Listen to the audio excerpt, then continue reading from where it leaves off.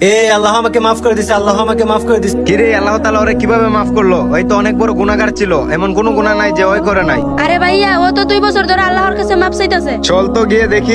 দাঁড়া দাঁড়া, আরে ভাই আল্লাহ তাআলা তোমাকে কিভাবে মাফ করলো? এই তো ওই সেই দিন। আল্লাহ আপনি আমাকে মাফ করে দেন, আমি 2 বছর যাবত আপনার ইবাদত করতেছি। যখনই এই মরা গাছে পাতা ফুটবে তখনই আমি বুঝে নিব আপনি আমাকে মাফ করে দিছেন। কিরে তোরে তো দেখতেছি 2 বছর ধরে আল্লাহর ইবাদত করতেছস, কিন্তু তোর গাছে তো কোনো পাতাই ফুটতাছে না। তুই এতই গুনাহ করছস, আল্লাহ তাআলা তোর গুনাহ জীবনও মাফ করবো না। আল্লাহ আমি বুঝে গেছি আপনি আমার গুনাহ কখনোই মাফ করবেন। আমি এখনই বিষ খেয়ে আত্মহত্যা করে মারা যাবো। এই আল্লাহর বান্দা দাঁড়া। কে আপনি? আমি আল্লাহ তাআলার ফেরেশতা। তুই জানো আল্লাহ তাআলা তোকে কেন মাফ করতেছে না? কেন?